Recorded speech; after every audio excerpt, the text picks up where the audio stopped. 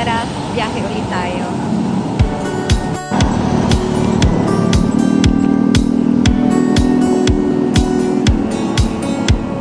Hello guys! Eto na naman tayo at meron na naman tayong home service sa araw-araw ko na mga ginagawa, Ayan, so as usual, motorcycle lang pangunahing transportasyon natin. Mabilis ka ngang makakarating sa pupuntahan, pero syempre, delikado talaga ang ganitong uri ng transportasyon. Kaya hindi po pwedeng hindi ka talaga magdasal sa bawat biyahe, sa araw-araw na biyahe, kahit hindi naman motor. Napaka-importante talaga na kasama natin ang Diyos sa mga biyahe. At alam niyo ba, nagkakaroon ako ng quiet time with the Lord kapag ganito na nasa biyahe ako. Nakakatawa, no? Kakaiba. Ang ingay-ingay sa labas ng mga engine, ng mga motor, ng mga sasakyan.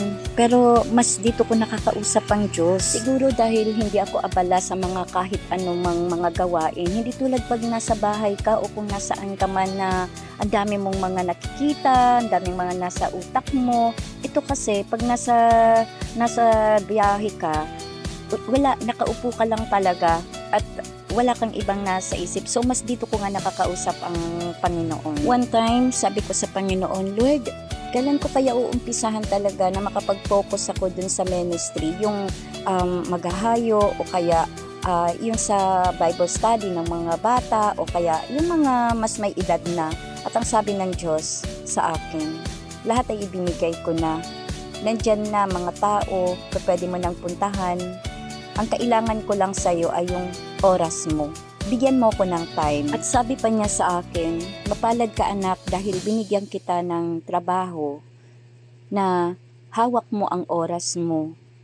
At hindi ikaw yung katulad ng iba na may trabaho na kontrolado ng mga boss nila ang kanilang time, ang kanilang oras.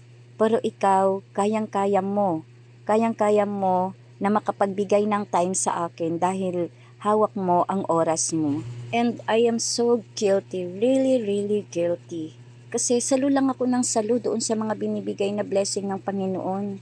At hindi man lang ako marunong mag-give back. Wala akong time. Hindi ko nabibigyan ng time ang Panginoon. At kailangan ko nang gawin. Kailangan kong mag-decide. Maging isang harvester ng Panginoon.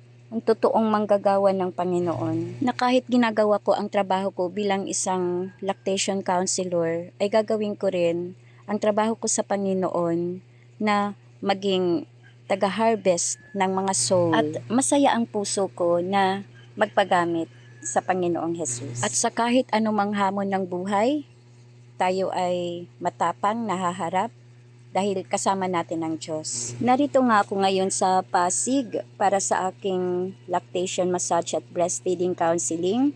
At sa mga araw-araw na gawain ko din na ito ay hindi pwedeng hindi ko rin isama talaga ang Panginoon dahil siya nga ang gagawa, ang magsasalita at kikilos para sa akin. At habang nandito nga ako sa lobby ng condo, naghihintay sa sundo sa akin, relax na lang muna tayo.